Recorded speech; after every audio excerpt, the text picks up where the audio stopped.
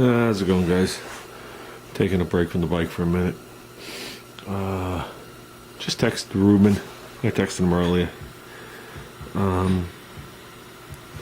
Looking to take a trip back in time. I'm looking to hook back up with some of my teachers that I went to technical school with. Last I heard, now we're going back almost 30 years. So if I don't do it soon, I'm sure he's going to be retired. I remember him 30 years ago. I saw him once since then, but I remember him 30 years ago. If I remember right, he was 35, so that would make him close to 65. Did see him about 10 years after that. I recommended somebody to the school, and the campus that I was on was no longer there. So the other campus, the secondary, they had two campuses. One where they tried to put people from out of state. I don't know why. And I think it was because of dorm reasons, a place to stay. And then there was one up by Reuben where they tried to put people from the area that would commute to the place, at the time at least. And then long after I graduated, I remember they had to change names because they had the same name as another school in Manhattan. And then I remember the second name, and that's when I went to see him. And I don't really know if he recognized me or not. It doesn't really matter to me. Said he did, but I'm not sure. That wasn't even the point of going. I feel like I missed out because between me leaving and I think it was a couple of years later, I want to explain it right, a couple of years after I left or graduated, I went back up there with my wife, and I'm newly married, and I wanted to just pop my head in the door, see the four teachers. So we had a different teacher every 3 months. So there was one teacher for chassis, there was one teacher for electrical, there was one teacher for engine, and then there was one teacher for transmissions and rear ends. And the teacher I had for transmissions and rear ends is the one that wound up taking over the school. But I went back there to share a little knowledge with the people, and the place was closed. So that was a little and then I let it go for a long time.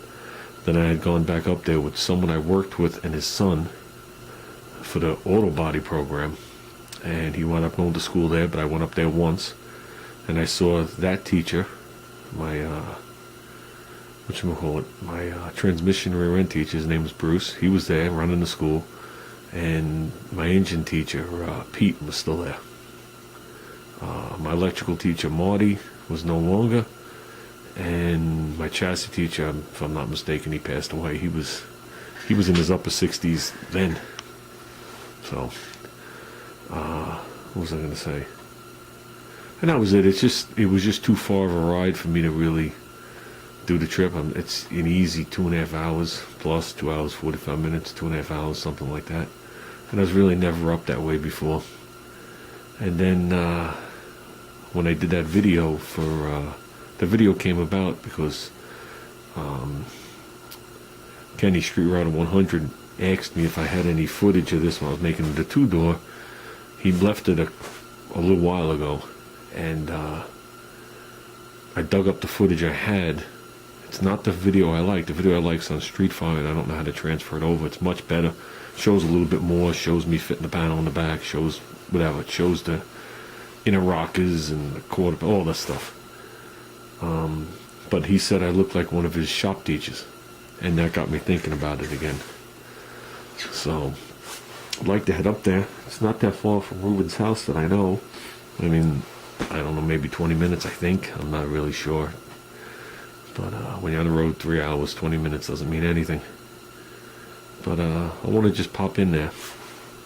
But I'm not sure if he's still there. The school has changed names 2 times after I left. So I was doing a little research on it last night. Not sure. So I'm gonna I can't remember his last name, but I have a certificate for every program that I graduated, and his name will definitely be on it. And I'm going to try Facebooking him, see if I could find him, see if he's still there before I make the trip. Not that I don't want to see Ruben, but, it'd be nice to walk into the school with students there and him saying, "Oh, nice to see you," even though he won't remember me 30 years later. To me, it feels like I was talking to this with somebody today. I'd really like to put a closure to what I do.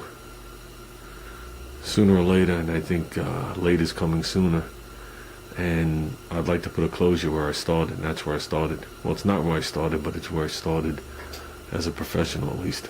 Did do it around the house. My brother did have a shop, did have all the race cars. All the friends did it and whatever. But I was pushed to go to the school to have something on paper, so when I walked into a job, I could put it on a resume. That was the reason I went to the school. And it was a good thing I went to the school, I learned some things. It's like anything else. I was at 75 or 76 Mitsubishi schools, 2, 3, 4, 5-day classes, depending on what it was. We calculated this. Rich will probably giggle. I have 561 hours of training to Toyota already. Don't ask me how I know that. And it's what you get out of it, what you want to get out of it. If you want to walk in there and act like a dope and say, "Oh, this sucks," and stare at the wall for 2 hours, that's exactly what you get out of it. If you want to listen to what they're telling you and dig a little deeper into it and dig to the point where they don't understand, and then a good conversation sparks out of it, that's how I learn. So it's all what you take out of things. But even if he doesn't recognize me, I'd still like to thank him. And like I said, it's sooner or later it's going to be a closure to it, because I remember when I was ready to leave Mitsubishi, I went to school for the last time, and I saw one of my favorite teachers there, who's no longer there. He was there forever, but Mitsubishi had cutbacks. That's why I left Mitsubishi. I'd rather work there than Toyota any day. You had to have a little bit more intelligence to work for Mitsubishi than you do Toyota. Toyota, you just could be a dope and a dump and actually get through the day. A lot more electrical and stuff like that. Kept my brain going. I really loved it. But I said goodbye to him. He didn't think I was leaving. And then I wound up leaving within that month. And then one time I was going down south. I was going to Myrtle Beach. I stopped at the training center, which is in southern Jersey. And I walked into the school. And to my luck, he was off that day. And the only person that was there was the head of the school. And I didn't really care for him too much. So the students weren't there yet.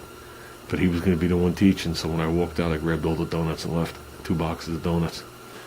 So when I got back to the hotel, my wife couldn't figure out where I got 2 dozen donuts from. It was my last see you later, thanks. But yeah, so this is something I want to do. Hopefully I didn't miss out on it. I guess to me the only way I can miss out on it is if he died. If he didn't pass away, there's still always a way to say hello and thank you. And I know what town he used to live in 30 years ago. So I don't know if he's there anymore. So this is something I'm going to check into a little later. I know I asked Ruben if he wanted to take a Monday off and do it, and he texted me, said he would take a Monday off. So we'll see what happens, guys. See what happens. I'm on a mission. So with that, I'm reading my owner's manual for my compressor that the guy gave me when I bought that other compressor, just to make sure I'm buying the right oil. I always thought it was 2020 oil, SAE 20 weight, and I'm right. So I just want to make sure, because I want to service it too. So well, that's it, guys. I'm getting back on the bike. Still haven't bought a pedal yet, but I ran out of electrical tape today, so we might have to get a pedal or borrow some.